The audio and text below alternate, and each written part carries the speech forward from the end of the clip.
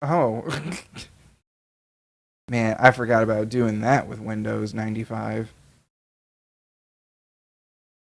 Okay. Oh, there we go.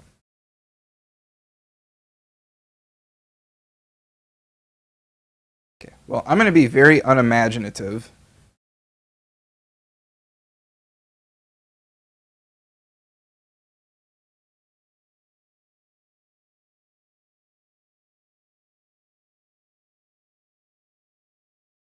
If there's, I haven't heard any sound yet, and oh, there we go, perfect. I was like, if there's gonna be no sound right now, if no sound is coming out of this, that's gonna be a problem. But alas, we have sound. The world is safe.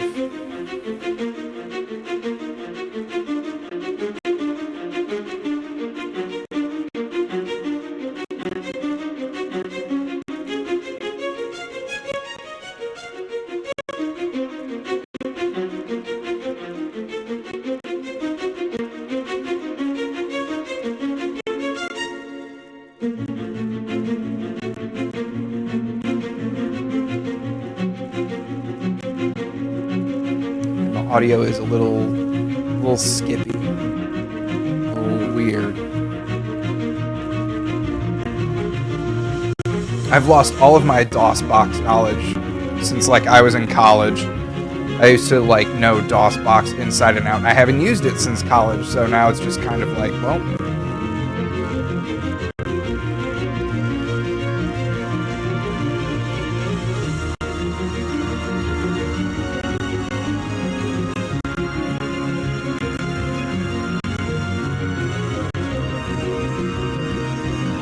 Ceremony of Innocence. Fuck, I couldn't even say that right.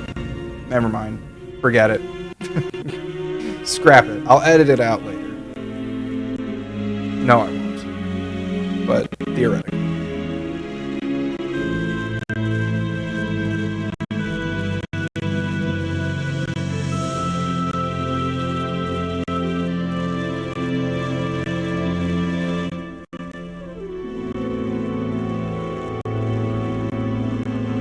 Griffin and Sabine trilogy by Nick Bantock. Or Bantock, whatever. Stream elements, you're early. Turning and turning in the widening gyre, the falcon cannot hear the falconer. Things fall apart, the centre cannot hold. Mere anarchy is loosed upon the world. The blood-dimmed tide is loosed, and everywhere the ceremony of innocence is drowned. The ceremony of innocence. I was right, it was going to be said ceremony. Falcon.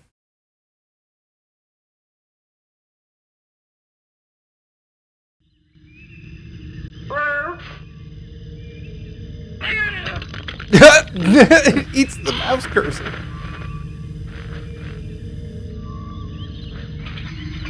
Oh. I'm controlling the bird right now. That's weird, but also super cool.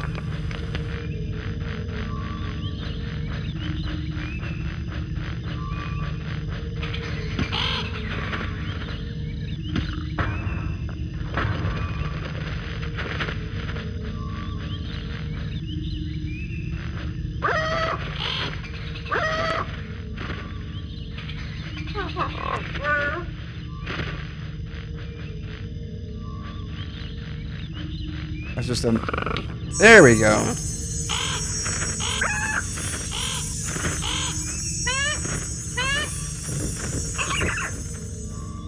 Sure. Griffin Moss. It's good to get in touch with you at last. Could I have one of your fish postcards? I think you were right. The wine glass has more impact than the cup. Sabine Strohem. Oh. Sabine, not Sabine.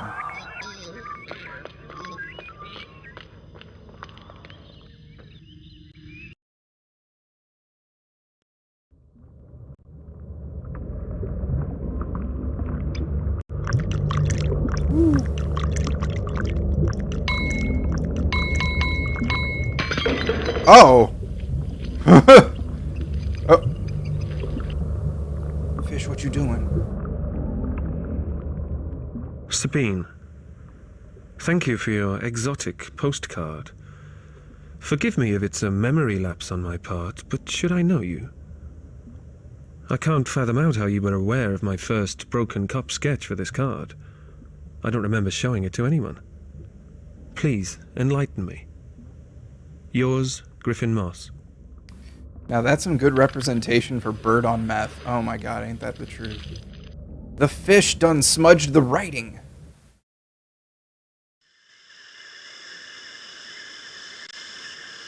I wish someone would send me postcards with puzzles on them.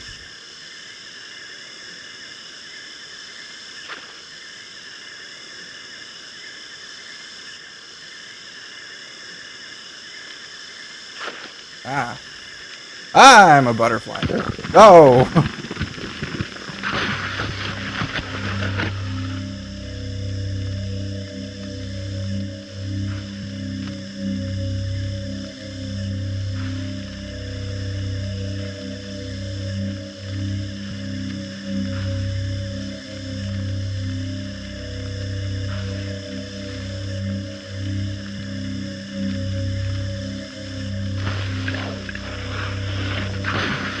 Oh. Okay.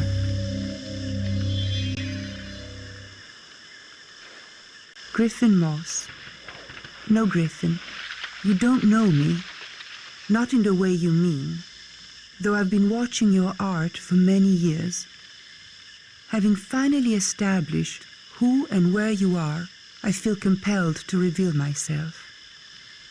The phenomenon that links us has taught me much about you, yet I'm ignorant of your history. Please tell me something of your life.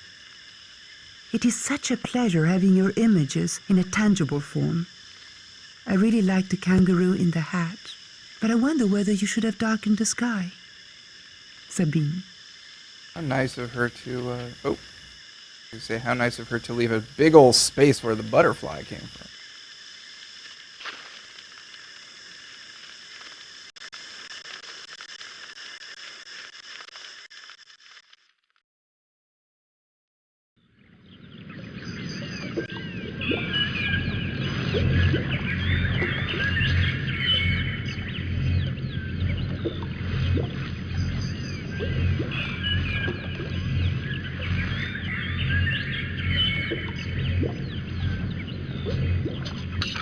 Oh.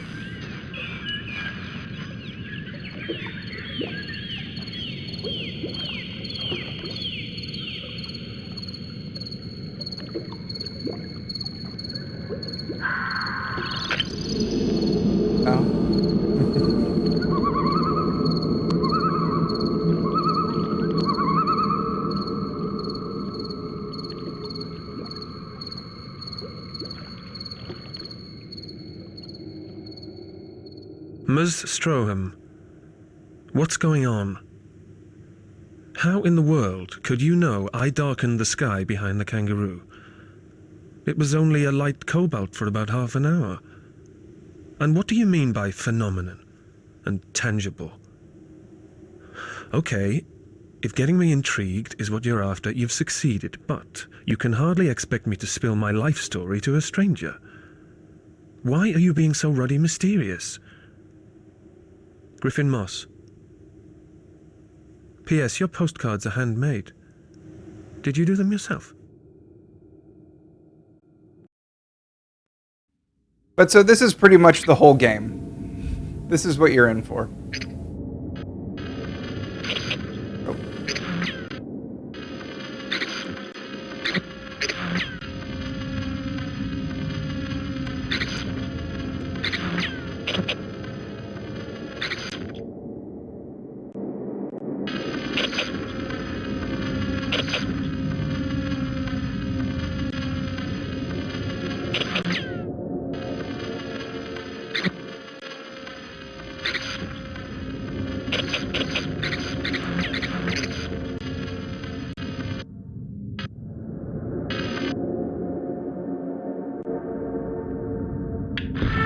Oh.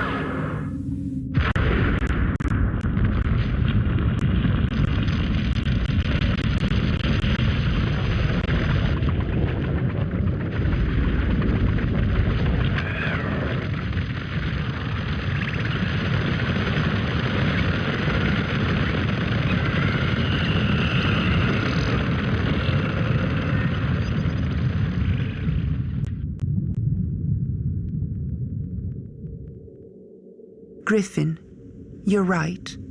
I am being mysterious, but I assure you it's for good reason. What I have to say will be disturbing, and I wish you no distress. I share your sight. When you draw and paint, I see what you're doing while you do it. I know your work almost as well as I know my own. Of course, I do not expect you to believe this without proof. Last week, while working on a head in chalk, you paused and lightly sketched a bird in the bottom corner of the paper. You then erased it and obliterated all trace with heavy black. Don't be alarmed. I wish you only well. Sabine. Yes, the pictures on the cards are mine.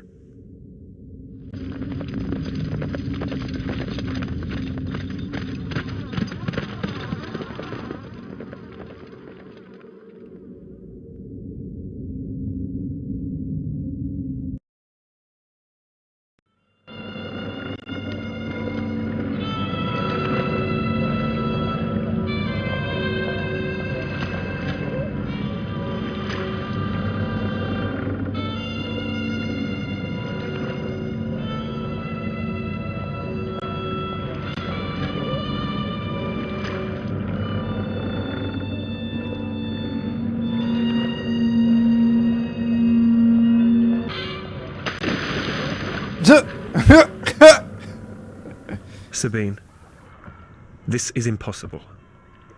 And yet it must be true. There was no one in my studio all that week, let alone when I scribbled the bird. I've checked the drawing and there's not the slightest sign of the creature front or back. God knows how, but you really can see me, can't you? Why doesn't this alarm me as much as it should? I suppose because I've always sensed that I was being watched, but I'd put it down to everyday paranoia. I've a million questions. Am I the only one you see?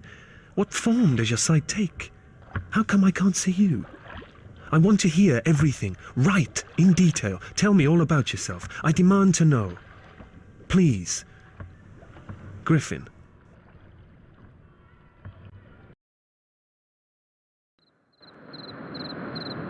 I know I'm behind on chats right now. Cena, I'm glad I signed up, right? This is what you signed up for. You signed up for the weirdness. Yo, we got the con crew going tonight. Hello, Connie.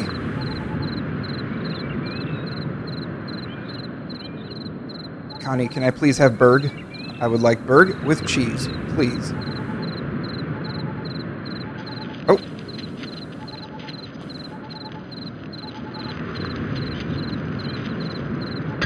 Oh. Oh. I'm in his tummy now.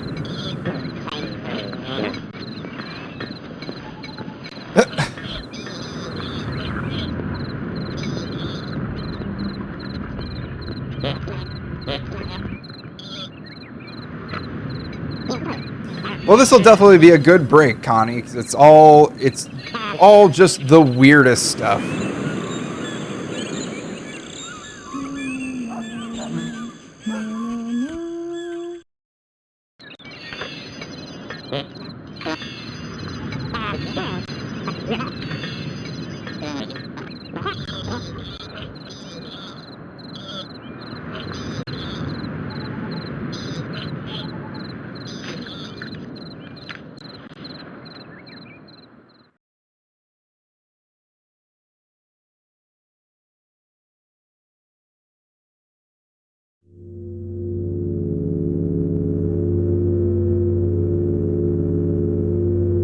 Griffin, now that it comes to answering your questions and telling you about myself, I feel oddly shy. Not that this is a reason to hold back. In fact, I deem it a sign to press on. I know nothing of my real parents. I was handed to my father and mother by an old picker who found me on the slopes of Pillow Mountain, bellowing among hot black metal and broken grass. My father, who was at the time the only European on the island, went with neighbors to search the area. But it was the rainy season. The mountain was deserted and one of the regular mudslides had obliterated everything. Later he tried in vain to find record of a plane crash, but I had, it would seem, appeared from nowhere. I must have been 6 months old when I arrived, hungry, but otherwise unharmed. In this way, I became Sabine, daughter of Gust and Tahis Throhem, and by the kindness and caring, have grown to my present age of 28 years. During my early childhood, I spent most of my time with my mother, who is a native of Katyn and Sigmund's only midwife. She is fun and wise, but by the age of 7, had grown bored with babies and birth. I decided to trade her company for that of my father, who had once been a curator at the Natural History Museum in Paris and had a mind that retained information like flypaper. He and I would go wandering in search of specimens for his catalogue of the islands, a book that would document every species on the Sigmunds. I'd skip along by the side of him, clutching his canvas bag and clinging to his every word.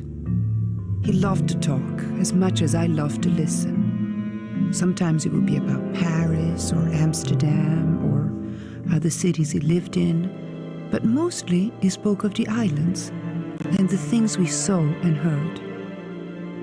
He encouraged me to draw those things, promising me the position of official illustrator to the catalogue when I grew up. I remember one time when we'd just come up to the village from hunting shells on Ptolemy Beach, and I dropped a monstrous conch on my foot. I howled with pain, and a tree ahead of us exploded with blue and yellow macos. My father, who could see that I didn't know whether to attend my toe or the feathered fireworks, laughed and whispered, "Pain and beauty, our constant bedfellows." Young as I was, I understood. On the dawn of my 15th year, I was lying in the easy state between sleep and wake, when the image of an half-drawn flower came into my head. I was entranced.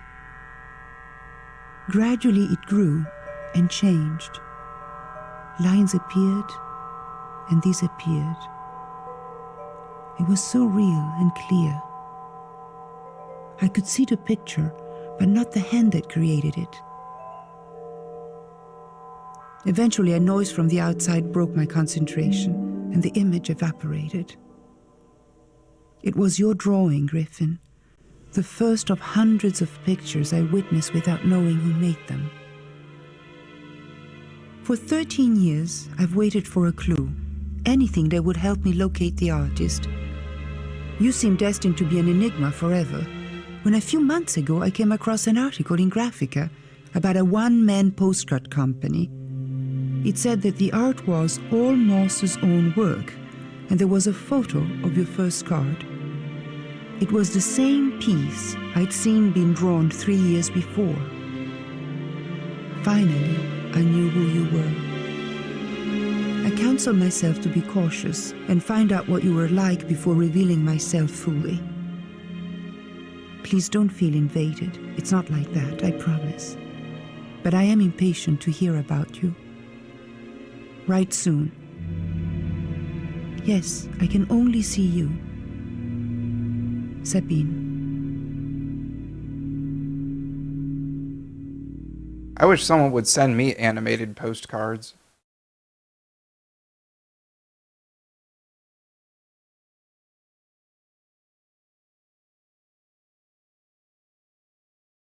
What a quote. I can see the picture, but not the hand that created it. Yeah. Like a flip book, yeah.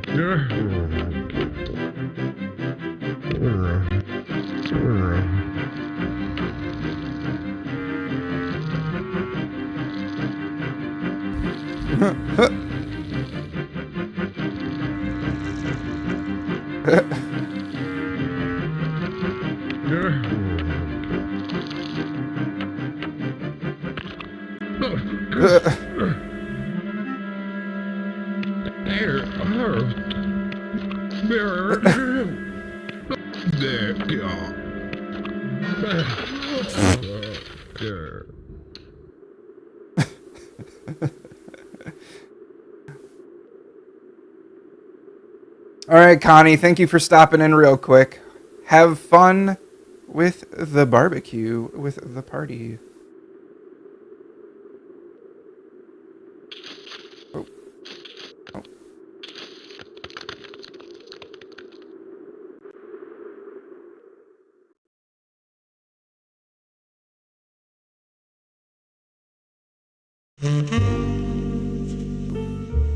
Sabine, I am an honourable man, most of the time. Oh. And although I could spend this whole letter asking you more questions, I will hold back, do the right thing and spill my life story. But it's going to seem awfully dull compared to your colourful existence. I see what you mean about getting shy. I feel like climbing under the carpet. My mother was Italian-Irish. My father, Hungarian-Scottish. I was born in Dublin, and when I was 1, we moved to England. As you might guess, I wouldn't know my nationality if it came up and bit me. We lived off the Holloway Road in darkest London. Our small back-to-back Victorian house was as dismally predictable as the others in the row, at least from the outside. The inside was slightly different. Our house was a temple to the book. We owned thousands, nay, millions of books. They lined the walls, filled the cupboards, and turned the floor into a maze far more complex than Hampton Courts. Books ruled our lives. They were our demigods. Occasionally I'd come home to a reenactment of the Battle of Britain in the front room. My beloved parents would be flying round like a pair of demented fighter planes, shrieking and spitting venom at one another. My father would be wearing his traditional uniform of socks and moth-eaten dressing gown, and my mother her lemon carpet slippers and housecoat. My entrance would make no difference to their dogfight, but when one of them accidentally, and inevitably, knocked over a pile of books, they'd stop instantly and unite to examine the extent of the damage.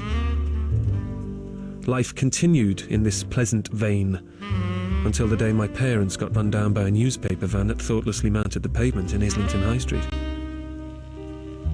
It sounds heartless, but looking back, I would say that this was my great salvation, because at 15, I was whisked off to live with my mother's stepsister in Totnes, Devon. Verica was a potter, and the kindest person I've ever met. The first thing she asked me was whether I wanted to carry on with school or learn to pot. No one had ever asked me what I wanted to do before. I would have made her my idol if she'd let me. Instead, I became her apprentice.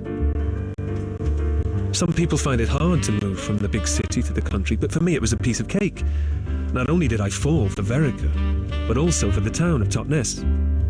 In that green and pleasant land, the cider is so strong you have to hold onto the bar as you drink it.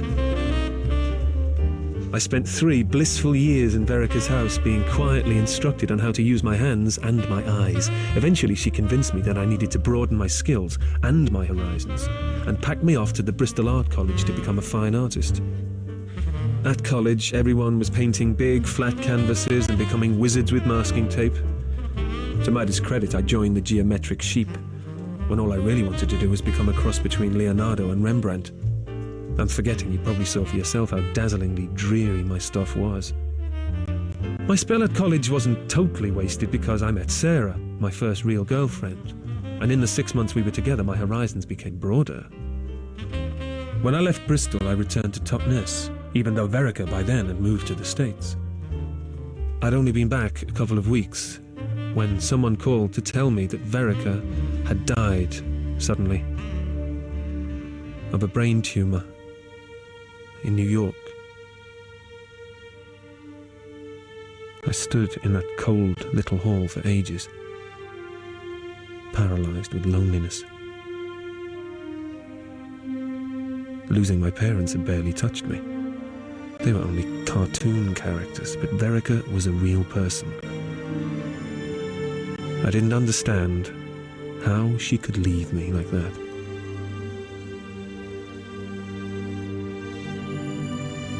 If I'd grieved, I'd have probably been okay. Instead, I sunk into a dark, drowning depression and stayed there for almost 3 months. Remembering it now still makes me numb. It was a lawyer's letter that finally made me surface.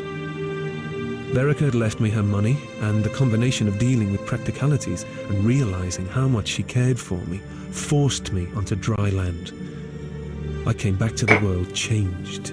I had an inner drum and I was going to march.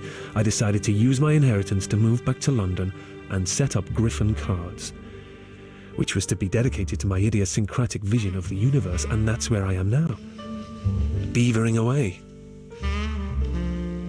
I presume you can't see my writing as well as my pictures, or posting this letter would be superfluous.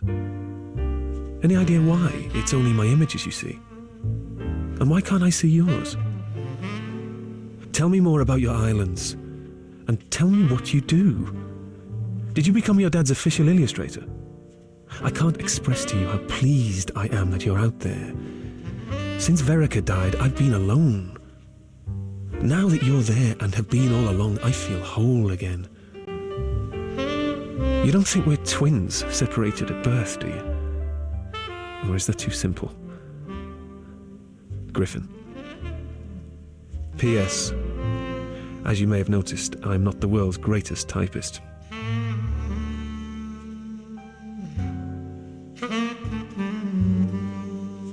Sorry, I'm not the best typist. You know, I keep getting a lot of film bits and drawings suddenly showing up.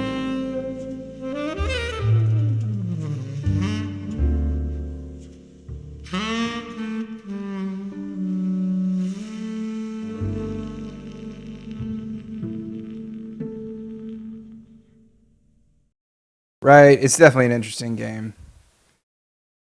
It's a really cool take on like a visual novel. You know what I mean? It's like visual novels, you don't have a whole... Visual novels are just very straightforward.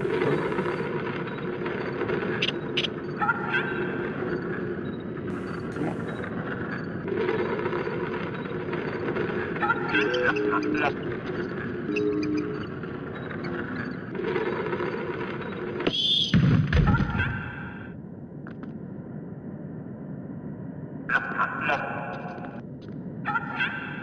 I don't know where I'm supposed to put this guy, but...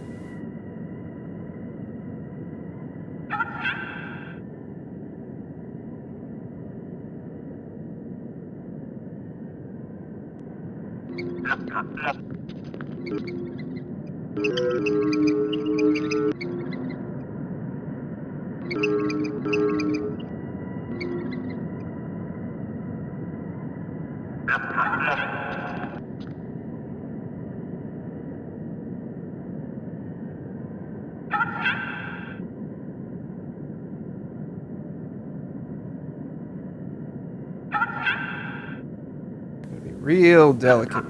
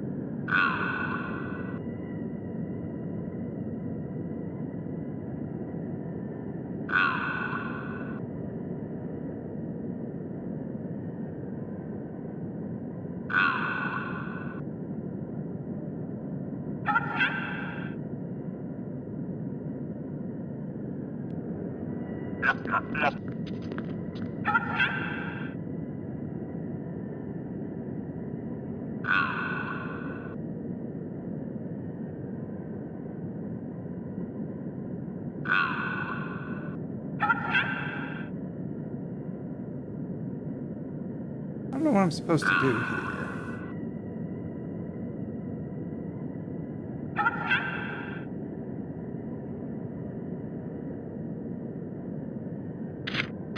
Ah, okay. That was a red herring. I didn't notice the tire. There we go.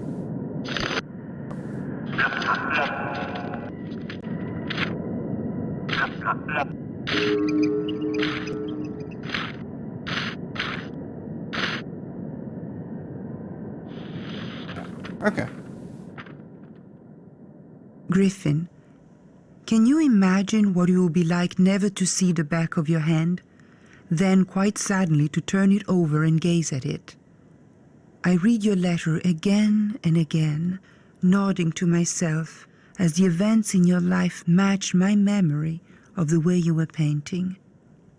When I read of Erica's death and your misery, I found it hard to breathe, and hearing that my existence eased your pain made my heart race.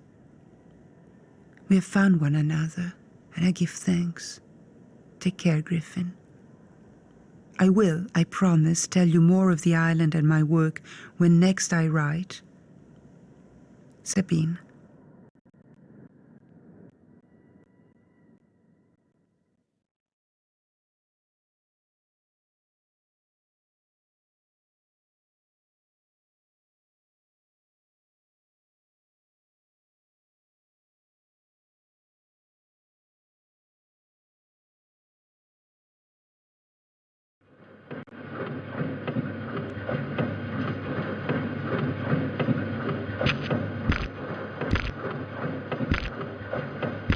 That's a sound.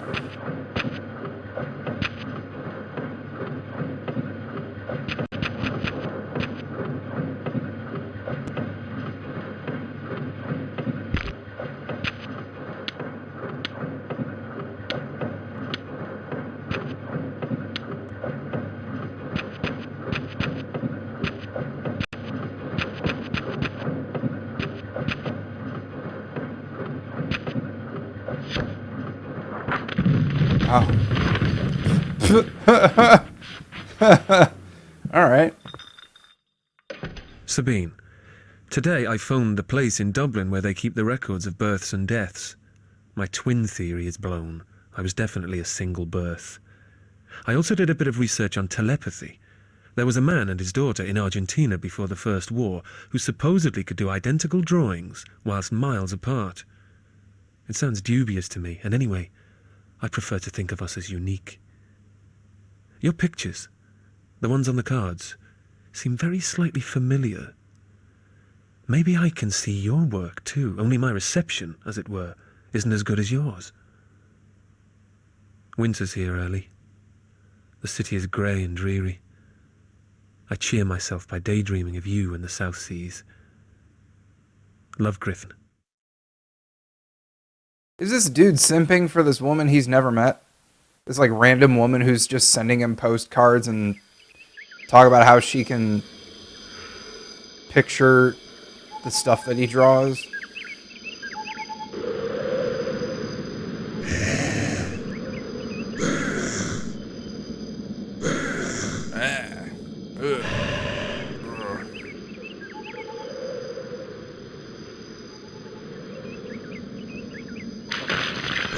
Huh?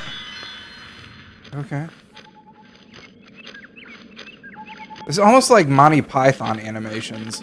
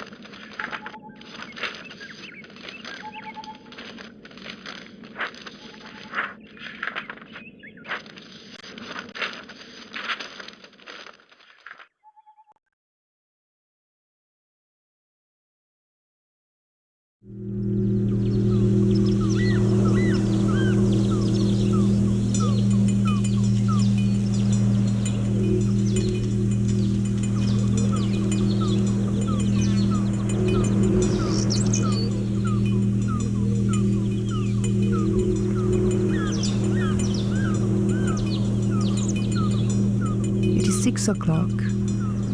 I've been up for just under an hour. Below me, under my balcony, the street is starting to come to life.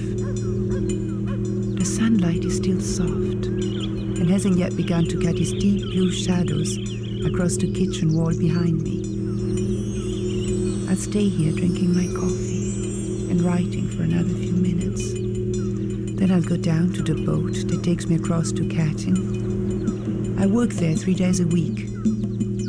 The rest of the time I'm either here at my desk or over a keep hole, communing with some fascinating green sand beetles.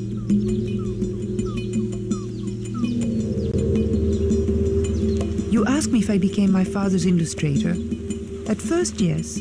But then one day, around 2 years ago, he and I were halfway up a palm tree looking for mammoth eggs when he slipped. I slid back down to find him unscathed, but looking pensive. You know, he said, I would like to spend my remaining years with Tahi and the grandchildren. Would you like to take over and finish the book? I told him there was nothing in the world I would rather do.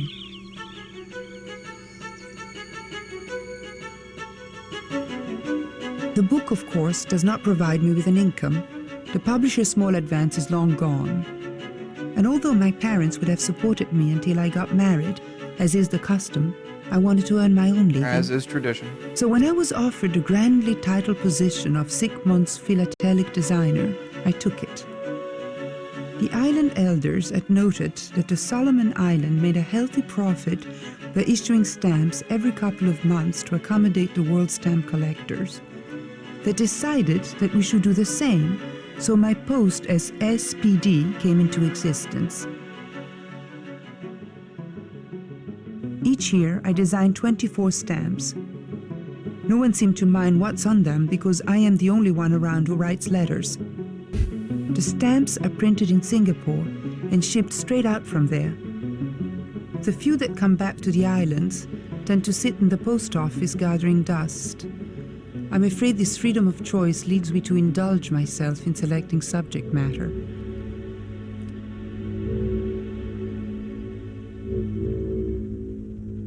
Will you explain to me about those geometric paintings you did at art college?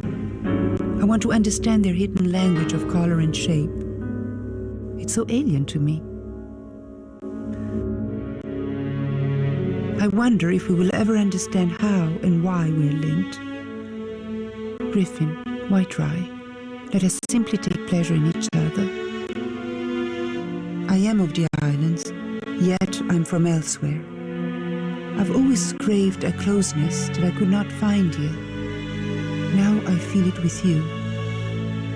My kinsmen are responsive to me, but there is no one to reach my heart. And you, who are so far away, have been closer to me than any man on the islands.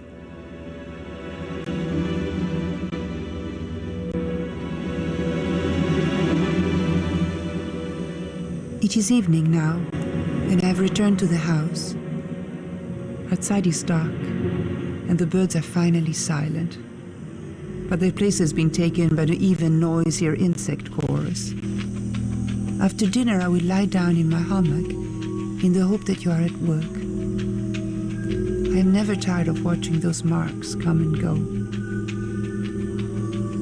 I remember your first erotic drawing. I was trembling from head to foot by the time you'd finished. Was that Sarah? No, don't answer. I'm only teasing. Why do I only see your images and not your writing? Because we dream in picture, not in words? You told me of your history, but speak little of the present. Why is that? Much care, Sabine.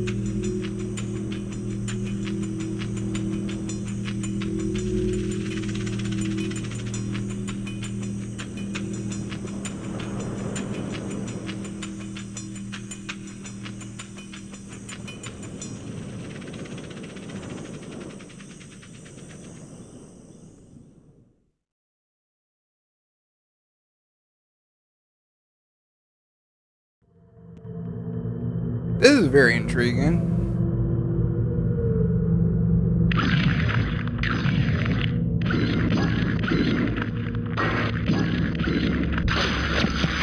Oh!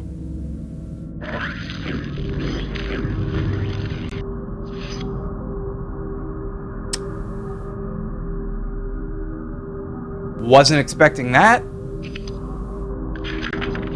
But there we have it.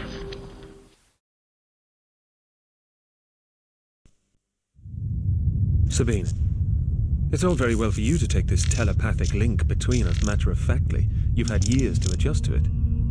And no doubt your society teaches patience and acceptance. Mine teaches obsessive, logical inquiry. I'm just sticking to my programming. No, that's ungenerous of me. I promise to grit my teeth and try to allow things to unfold as they will. I'm kicking myself for not figuring out that you were the stamp designer. Looking back at the cards, it's obvious. When I saw the parrot postcard the first time, I assumed you copied it from the stamp. I apologize for grossly underestimating your talents. What a great job you have. You wouldn't care to swap, would you? Those college geometric paintings of mine had no hidden language to them. They were an example of what happens when you take an interesting concept through to its ultimate conclusion. It's meaningless. Forget about them. It embarrasses me to think of them. Art for art's sake is best quarantined here, in the old world. I crave an art that passionately transcends the mundane instead of being a device for self-deception. Enough. I'll tell you about myself, although I'm not certain what there is to say. I don't have any close friends. I keep my own company most evenings. I work in the studio. Maybe this isn't the best way to go about it. I'm making myself sound appallingly dull. I'll try again. Yesterday, I was in town, the centre of London, during the afternoon, talking with a card distributor. I didn't want to go back to the studio, so I shambled into the National Gallery. I reckoned I had 10 minutes before the guards started slinging us out. When I've only got a short period of time like that, I pick a painting and try to dissolve myself into it. Without consciously making any decision, my feet took me to Paolo Uccello's George and the Dragon. Do you know it? I'd been standing in front of it for a while, my mind a vacuum, when I had one of those moments of profoundly shocking insight. There was my life, laid out before me. I charge around on a toy white horse, lance in hand, wearing funny shining armor that wouldn't protect me from a cigarette lighter, let alone a dragon's breath. I attack these pet dragons in order to release beautiful maidens, who will, I assume, reward me. They, however, are utterly indifferent. They don't care to be released, and I've been fooling myself with a fake sense of purpose.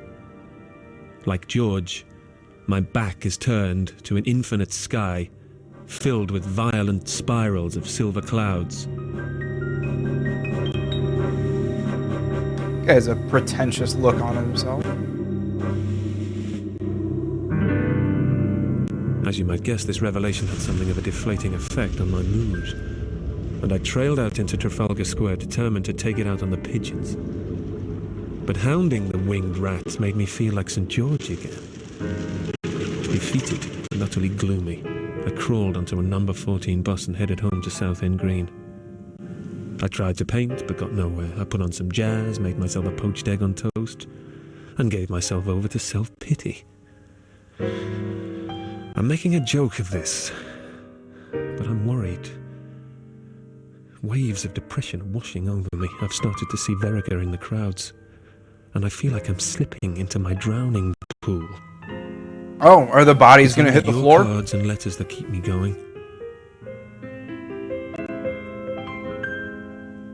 I was finding it hard to get over the idea of there being other men in your life when I reached the part in your letter about my erotic drawings.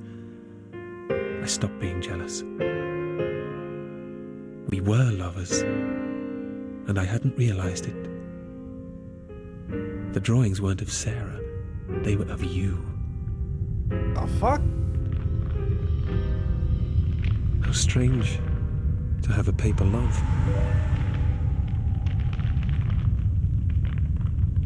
Make sure you look after yourself. All my love. Griffin. He is simping for this woman that he hasn't met. Dude, come on now.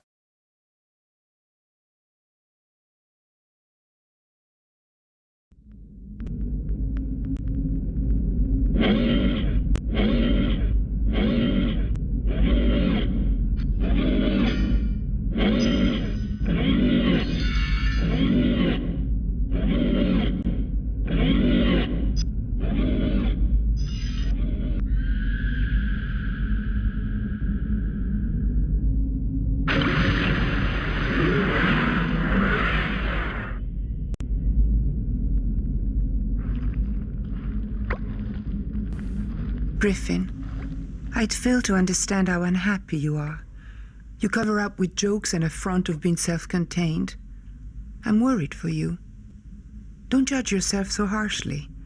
Why not get down from the white horse, take off the armor, and walk away from the uninterested maidens? So you've been making love to me 10,000 miles away? How tantalizing.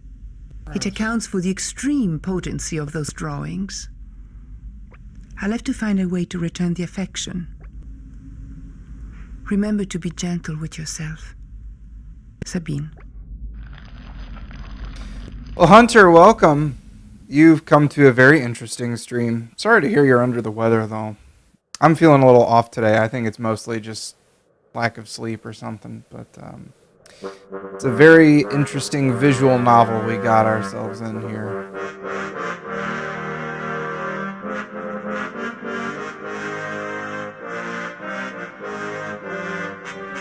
I mean, here's a perfect example right here.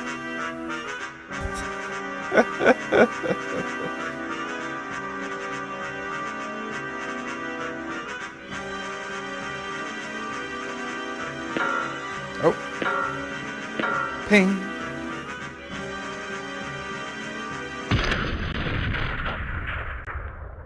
All right. Sabine, when you found me, I thought my loneliness had gone for good. I was kidding myself. I desperately desire your company. I haven't talked to anyone in 3 days. I was sure I was going to start seeing your pictures like you see mine. I've tried so hard. I've concentrated, I've meditated. I've done everything except stand on my head, and I get nothing. Not a flicker. And I think my own work is going stale. I haven't produced anything worthwhile for weeks. And my stomach hurts. Pathetic, isn't it? Aren't I? Send me something from the islands. Some magic that will heal my ailing soul.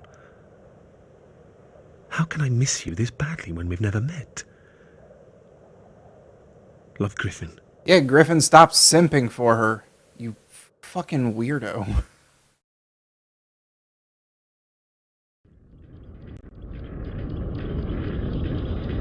Oh, Hunter, you got the ulcer. Ugh.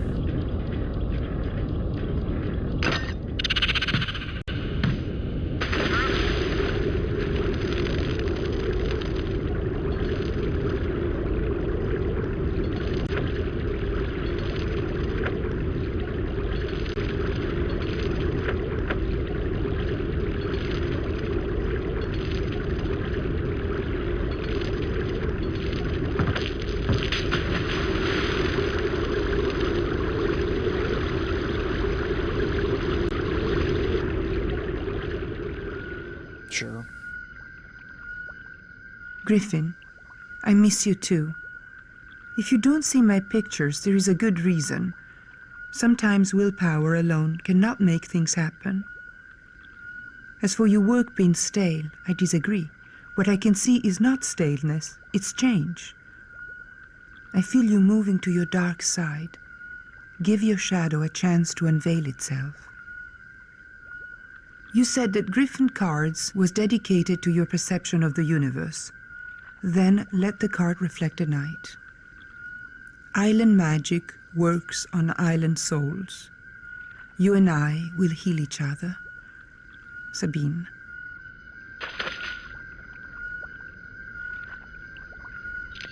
Oh.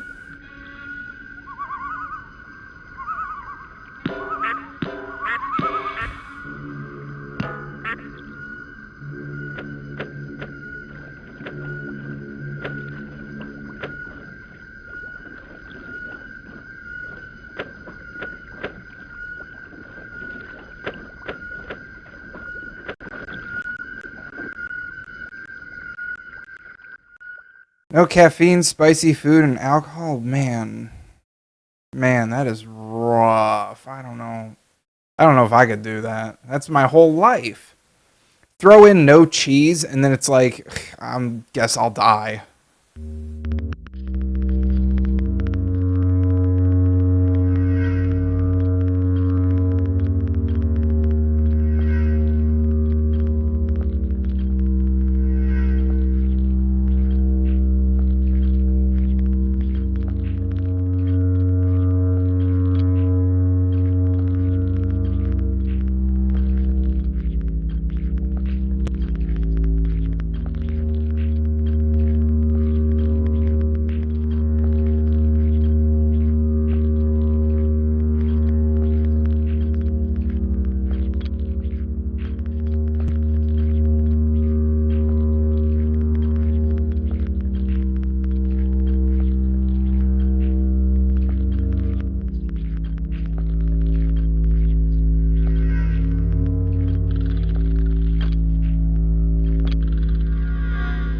Okay, that worked. I don't know what I did. I did something, though. This place is wearing me down. I find it harder and harder to get up in the morning. I never used to be like this. I was always disgustingly bright as soon as my eyes opened. I've started to hate this city, this country, all these stupid fucking people. I almost got into a fight in a cafe yesterday. I was sick of being alternately ignored and abused by the waiter and waitress. I was overtaken by an anger like nothing I've ever experienced before. I started yelling and kicking chairs. I guess I finally snapped. My days are barren, but my nights are heady with you. I want to know what you look like. Will you send me a photograph? All my love, Griffin. I was expecting him to just be like, I'm so angry because I can't be with you right now. Thank God he didn't say that. I would have puked live on stream. Because how dare you?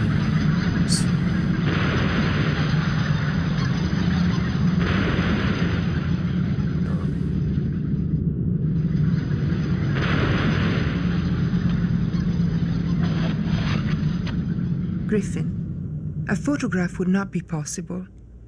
I offer myself in paint instead. It's self-flattering, but that's our prerogative as artists, to record ourselves the way we wish. Why, my kindred spirit, are you prepared to settle for a postcard of my face? If you wish to see me, why not come here? What is there to stop you? You're clearly unhappy where you are. Come. Sabine.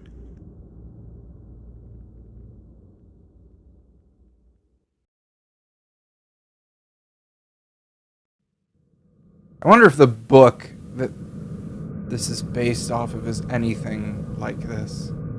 If it's a dude simping through postcards.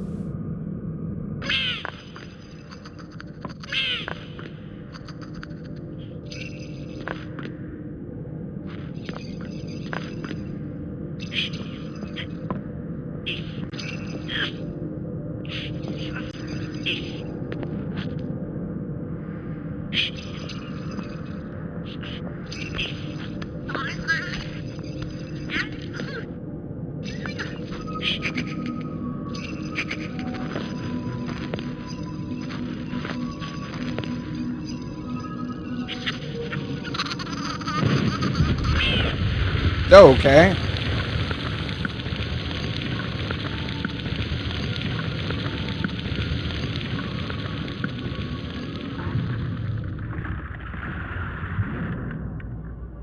Sabine,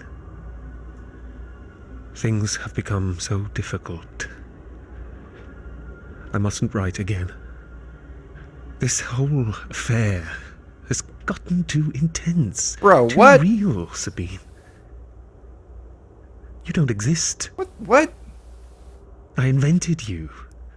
You. The cards, the stamps, the islands. You're a figment of my imagination. I was lonely and I wanted a friend, but I'm almost out of control. I've started to think I'm in love with you. Before it takes me over, it has to stop. Goodbye, Griffin.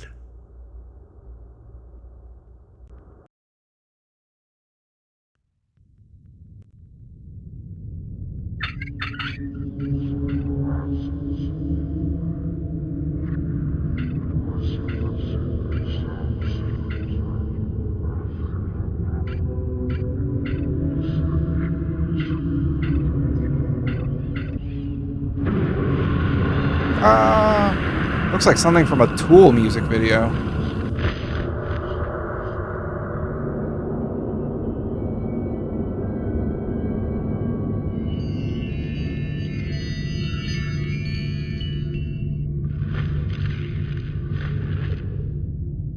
Griffin, foolish man, you cannot turn me into a phantom because you are frightened. You do not dismiss a muse at whim. If you will not join me, then I shall come to you. Sabine. Oh shit.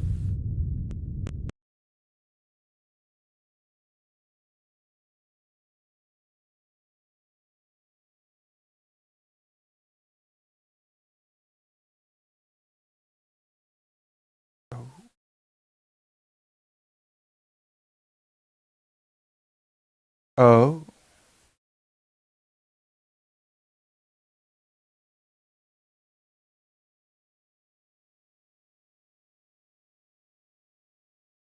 The best lack all conviction, while the worst are full of passionate intensity.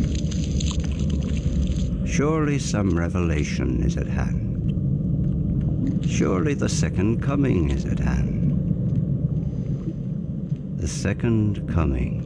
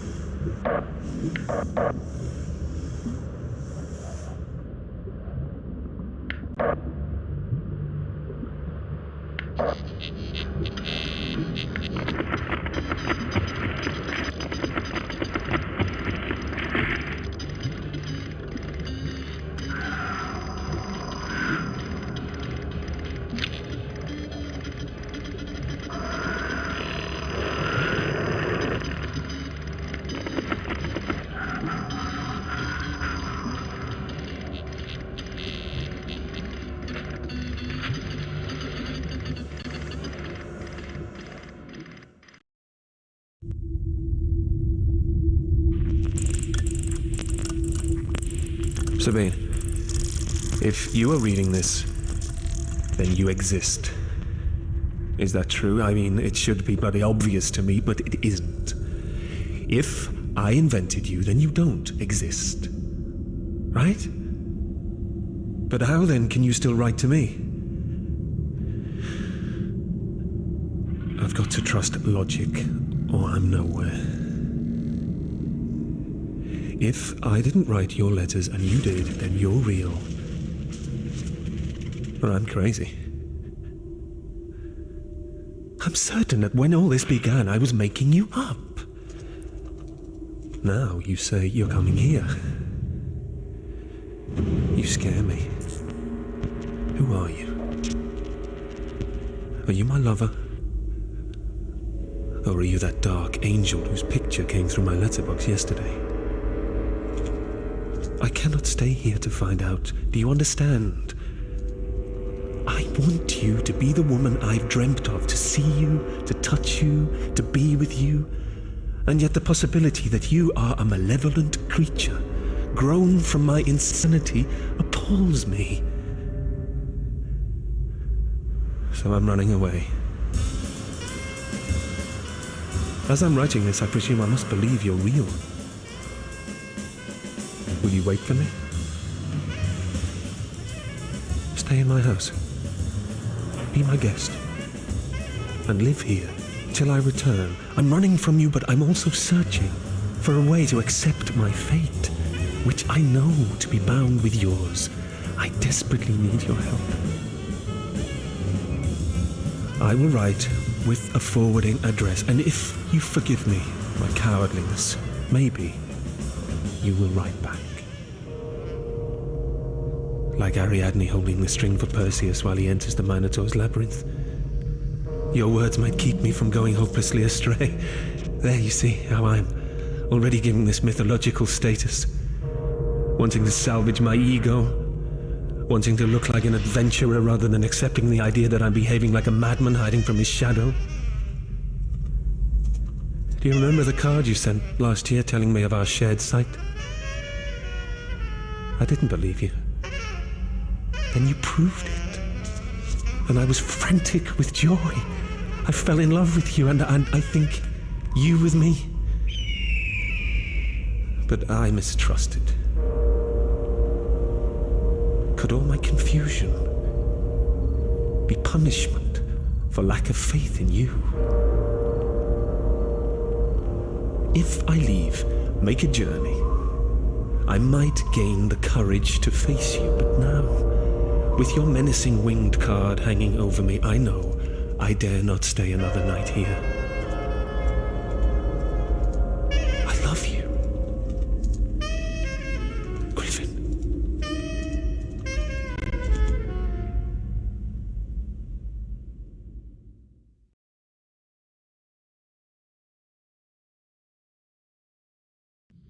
To quote Wedding Singer, my God, he's losing his mind, and I'm reaping all the benefits.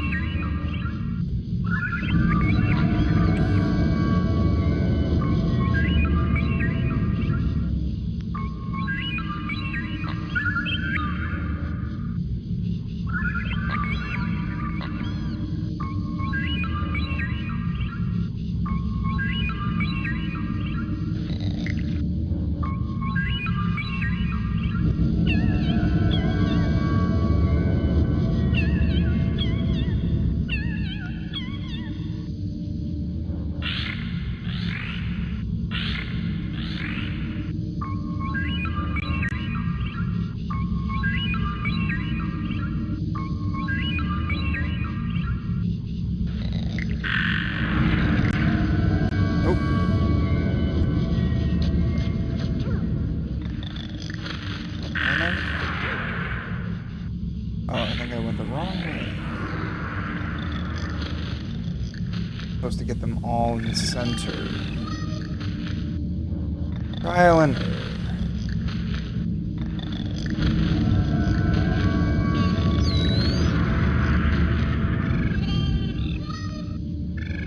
This is like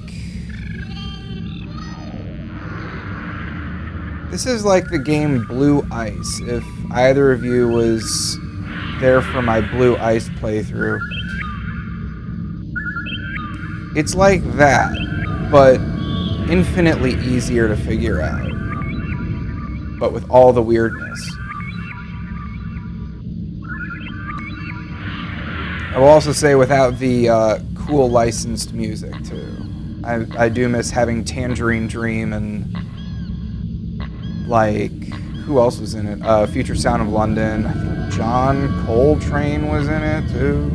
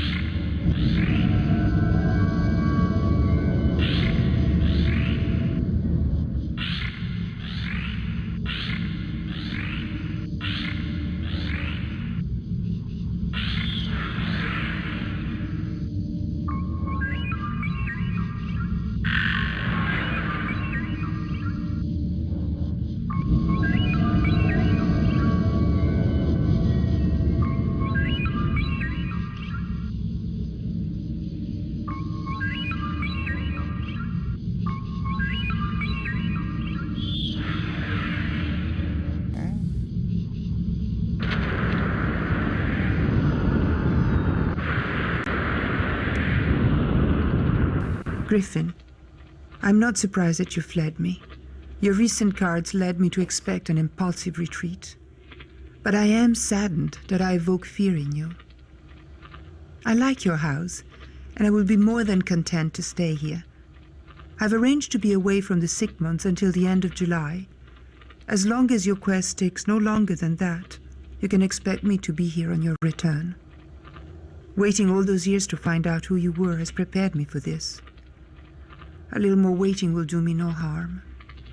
Sabine. Griffin, why is your studio stripped naked? I used some gold powder and an old Hermès label I found in your kitchen. Do you mind?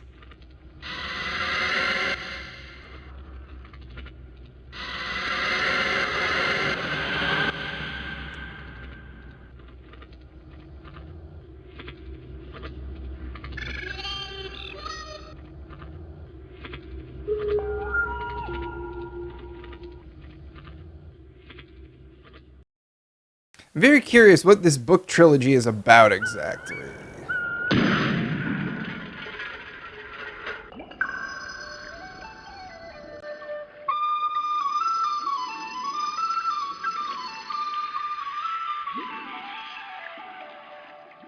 Sabine, I feel so much calmer now that I've heard from you. You sound so gentle and tranquil. How could I have imagined that you would be the dark creature I'm so terrified of? When I read your card, I wanted to return home immediately. But I know precisely what would happen if I did. I would go along merrily until I came within sight of my door, then I'd begin to shake like a bone in a dog's mouth.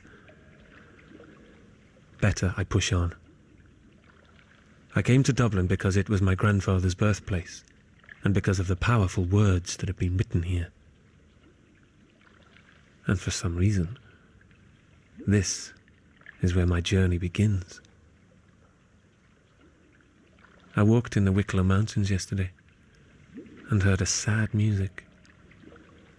The slopes were so soft and green that I began to crave cold marble. Tomorrow I fly to Florence. I don't know where I'll be staying. Please, write to me, care of Poste Restante. All my love, Griffin. Anything in the house is yours to use.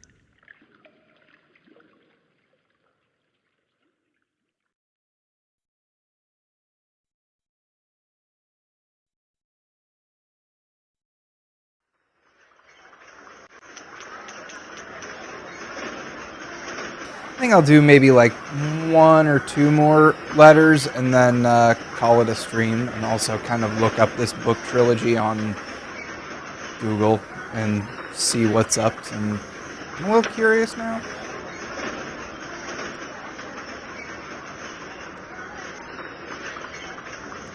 If it literally is just about a man simping for a woman over postcards, I'd be like, yeah, no. Squishy, squishy.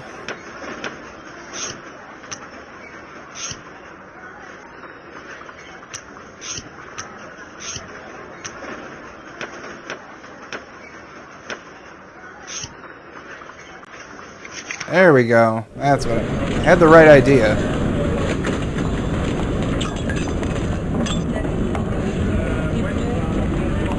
Sleep, Sloop. Well, Cena, I always appreciate you stopping by, so get some good sleep in.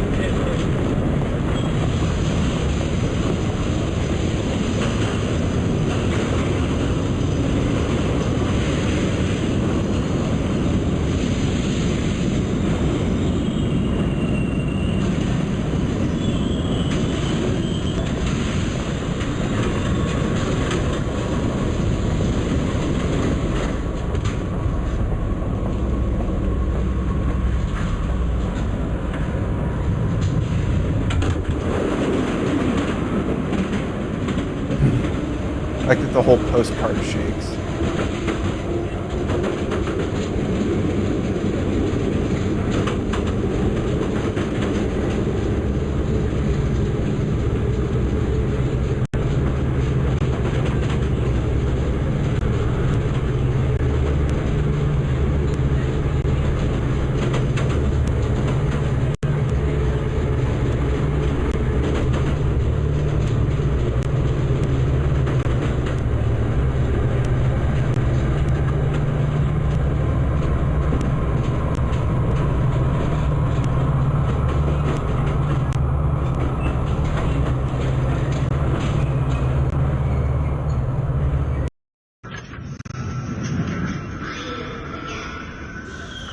Griffin, I'm still in the first flush of excitement of being here. I wish I had you to show me around, but I follow my nose and I've seen many amazing things. I think I was prepared for everything except the people. There are so many of them. I tried traveling on the underground train when they were all going to work. It was extraordinary. Bodies pressed together like fish crushed in a net. After one stop, I had to go above ground to feel the sky again. I saw you painting last night. A woman in the mist. It brought you close to me. Sabine. Who does the gray cat belong to? Should I feed it?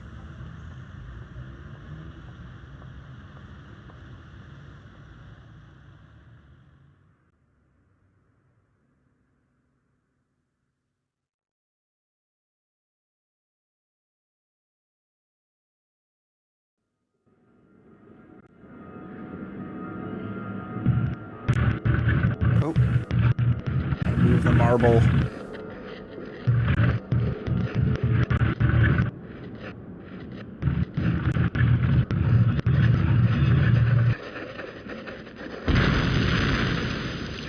Oh, well.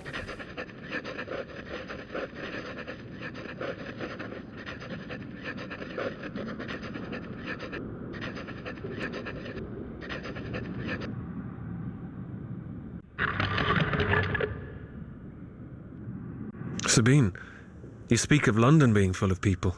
Well, Florence has its share too, mostly packs of tourists, determined to get their money's worth by tearing through every museum in the city. But they don't matter, because everything else is soothing to me. The architecture, the sculpture, the land itself are all so magnificent that I'm healed. I must be. Why else should I be so happy? This journey has taken on the character of a pilgrimage. Griffin Moss pays homage at the altar of his masters. I'm going to stay a few days longer and give myself a chance to see the churches. I had a wonderful, sensuous dream last night.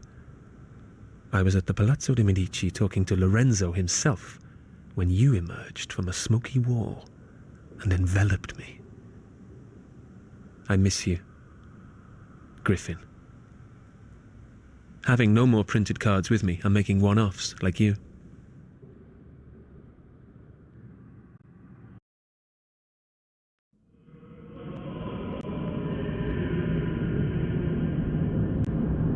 Well, I'm just going to let that audio go in the background. Real quick.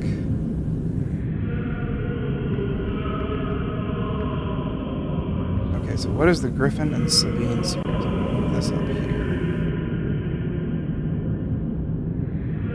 Okay,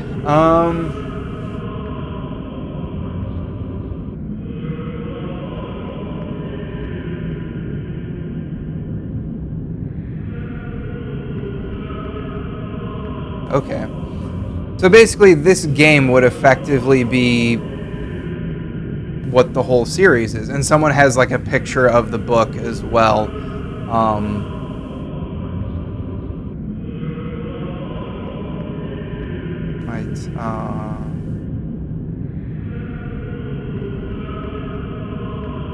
Hold on, let me go back and... Oh, please don't tell me I goofed that up.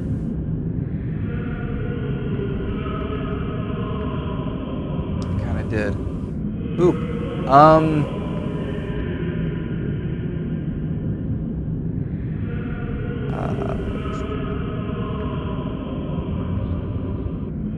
It is. The story is both a love story and a fantastical mystery, and it's both wonderful and frustrating because it's told entirely through the medium of the postcards and the letters they exchange.